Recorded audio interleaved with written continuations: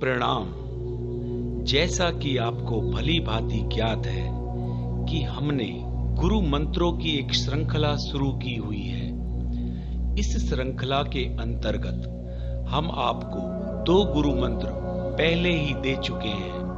हमारा पहला गुरु मंत्र था, आज से मैं गुस्सा नहीं करूंगा, या आज से मैं गुस्सा नहीं करूंगी।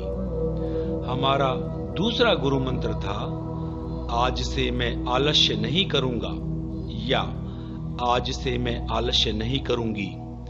तो चलिए हम आज इस प्रक्रिया को शुरू करते हैं। आपको अपना बिस्तर 4:30 पर छोड़ देना है।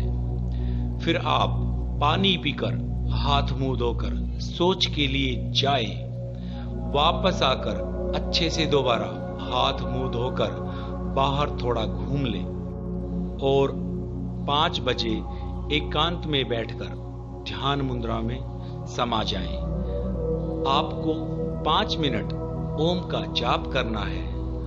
ओम के जाप में आप जितनी भी इस प्राणवायु ऑक्सीजन को अंदर ले जा सकते हैं उतना ले जाने का प्रयास करें और जितनी अधिक से अधिक कार्बन डाइऑक्साइड को बाहर छोड़ने का प्रयास करें।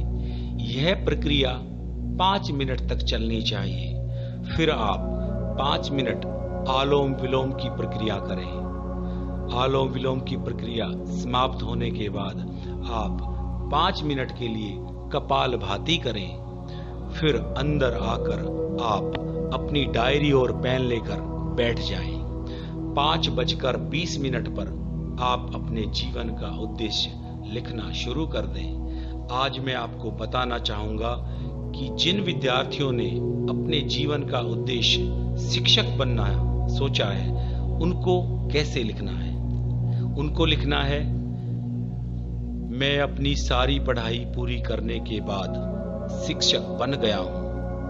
मैं विद्यालय में कक्षा में पहुंचकर बच्चों को पढ़ा रहा हूं। विद्यार्थी तरह तरह के प्रश्न पूछे जा रहे हैं और मैं उनका उत्तर दिए जा रहा हूं। हर विद्यार्थी के चेहरे पर खुशी का भाव है।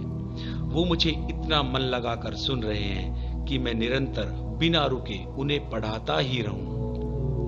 वार्षिक उत्सव में मुझे बेस्ट टीचर का पुरस्कार मिल रहा है। मुझे अपने शिक्षक होने पर गर्व महसूस हो रहा है। बस इतना ही लिखना है।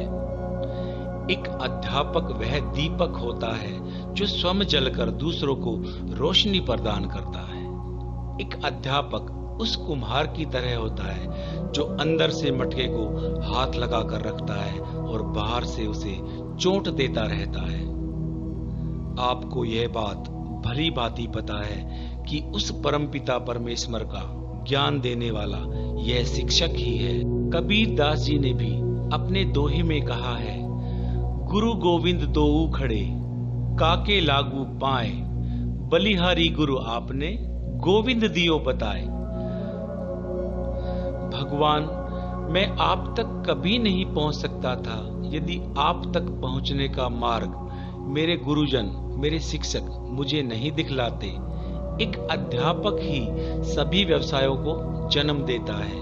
अध्यापक के विद्यार्थी कोई डॉक्टर बनता है, कोई इंजीनियर बनता है, कोई नेता बनता है, कोई अभिनेता बनता है, कोई व्यापारी बनता है तो कोई पुलिस अधिकारी बनता है।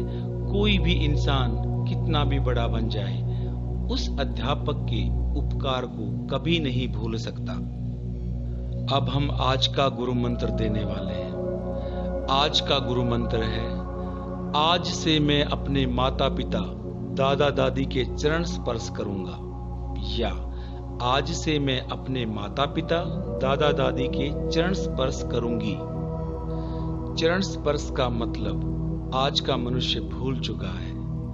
चरण स्पर्श का मतलब मात्र झुककर आशीर्वाद लेना ही रह गया है, जबकि चरण स्पर्श का असली मतलब तो उनके चरणों में बैठकर उनके नाखूनों को अपनी उंगलियों से स्पर्श करना होता है। तो नाखूनों से दुआएं निकलती है उन दुआओं को लगभग 10 से 20 सेकंड तक महसूस करना है। दुआओं में इतनी शक्ति होती है कि काम बिगड़ते बिगड़ते बन जाते हैं। इस घोर कलयुग में दुआओं की बहुत कमी आ रही है, क्योंकि इस भागदौड़ वाले जीवन में ना तो किसी के पास दुआएं लेने का समय है और ना ही किसी के पास देने का समय है। यदि आप दुआएं देने वाले हैं तो आप दुआएं कैसे देंगे जब दुआएं लेने वाला ही तैयार नहीं है। यदि हम बचपन से ही बच्चों को ऐसे संस्कार देते हैं तो ही बच्चा सीख पाता है। बच्चों को सिखाने का मतलब है उनके सामने कर दिखाना।